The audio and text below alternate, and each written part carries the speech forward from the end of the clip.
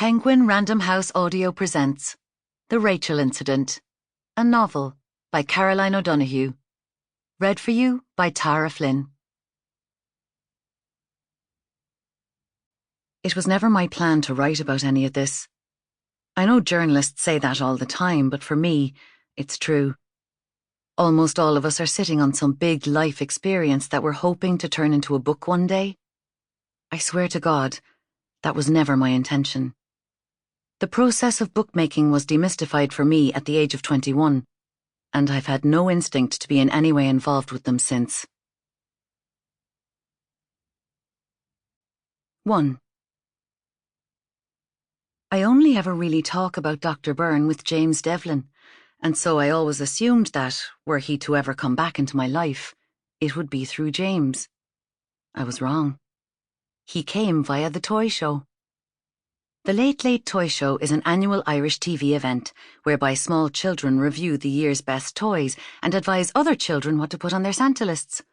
It's a big deal if you're a child in Ireland, and a bigger deal if you're an Irish adult who lives abroad.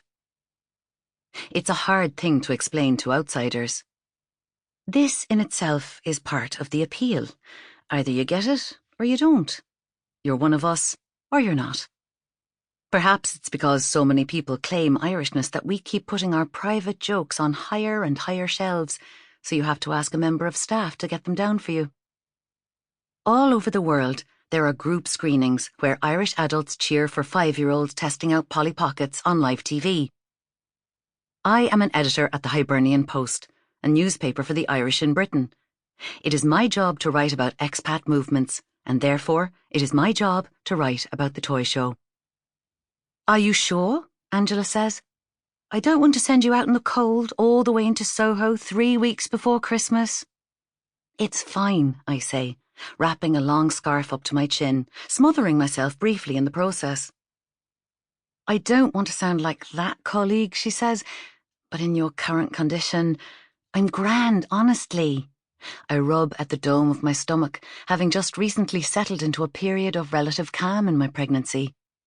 The rough nausea and perilous uncertainty of the early months had made me feel like I was in the first stages of a long whaling voyage. I had, after all, miscarried before.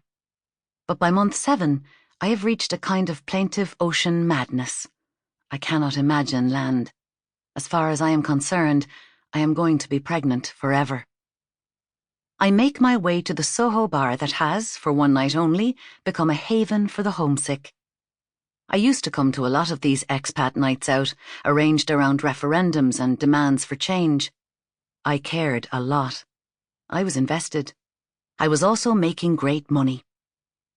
English papers were running a lot of features on the Irish fight for abortion, and I was one of the people they commissioned to write them. I interviewed campaigners, people from Mary Stopes, people who had lost daughters or wives to complicated childbirth, and a doctor that refused to act on behalf of the mother. It was a blip of a moment, where being an Irish journalist in England meant something. I went to protests and ended up at parties afterwards. My contact list heaved with people who I would drunkenly promise something to, some form of coverage that was utterly not in my jurisdiction to provide. My phone still clings to them now, 4 years and an iPhone upgrade later. Clara, repeal. Siobhan, repeal. Aisling, repeal. Donica, repeal. Strangers to each other, but briefly connected to a family tree of people who all wanted the same thing, and now that we have it, have almost nothing to connect them at all. We are glad to have abortion and gay marriage, but we are lonely for nights like this. There are no seats, and in my current bout of ocean madness, I forget that I now have a right to a chair.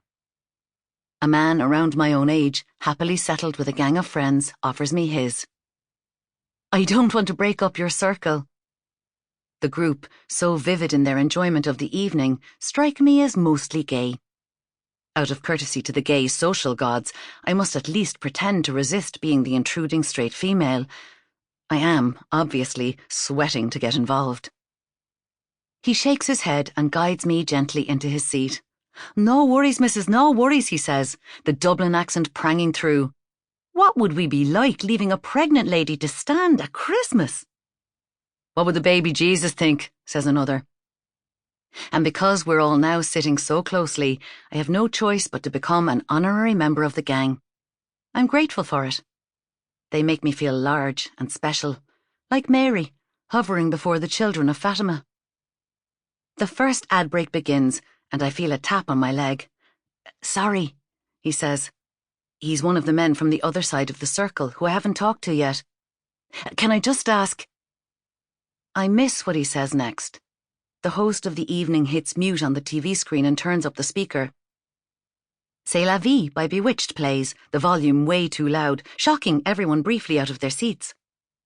The host quickly turns it down, putting his hands up in a "sorry guys" gesture. I turn my attention back to the boy. "Do you by any chance know what's going on with him?" he says, finishing a sentence that I did not hear. Maybe it's because I'm among gay men, or because I'm asked about my best friend so often. Maybe it's pregnancy brain. But I really thought he was asking about James Devlin. This is the precise setting where I would normally be asked about James. He occupies a funny intersection on the fame Venn diagram. Irish famous, gay famous, social media famous, but not actually famous. Famous enough that, if he were here tonight, he would be stopped for pictures, but not autographs. Famous enough that, when he's one of 5 writers on a film, one of the papers back home will run a headline that says, "Hollywood movie penned by Cork local." "New York," I say proudly. "He's doing really well, you know, and not just on the Instagram videos. He writes for one of the talk shows." He looks blankly back at me, and so I name the talk show. Another empty look. He furrows his brow. "You were in his 3rd-year seminar group, weren't you?" he says. "Dr. Byrne? Victorian Lit?" "Dr. Byrne," I repeat, and for a second my brain disconnects. Like a power cut. 1,000 lights in an apartment building switching off at once. "You were in UCC with me, I'm pretty sure," he says slowly. "You were in my group with him, Fred Byrne's class." "Yes," I reply, and despite my shock at hearing the name, I'm already conscious of the PR message my face is sending. I smooth my expression, but it's too late. I need to explain something to this stranger, but where would I start? How could you understand the year in Shandon Street unless you were there, with us, living it? "Listen, I didn't mean to," he says, realizing that he has somehow put a foot wrong, but with no clue where or how to retrieve it. "I just thought, you were one of his favourites, or it seemed like you were, and maybe you knew." "Knew what?" I say. How can I subtly inform this stranger that I was not, despite popular myth around Cork at the time, having sex with Dr. Byrne? "He's in a coma," he says, dropping the information so he can run quickly away from it.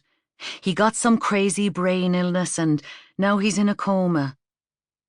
Being this pregnant makes me feel my body in layers. Crust, mantle, core. And all of it rumbles at once when I think about Dr. Byrne. Big, strange Dr. Byrne, lover of French wine and fancy little cakes. The Portuguese tarts he brought us, still warm from the English market. That deep, yellow taste, the freckles of blackened sugar on the top. The music pours out of the speaker to inform us that the ad break has ended and the toy show comes back on and a little boy from Wicklow rides his bike around in a circle. I need to call James. 2. It's funny that James and I turned out to be such great friends, considering that for the first 2 weeks of our friendship, he thought I was someone else entirely. I remember our first meeting like it's a scene from a movie about someone else.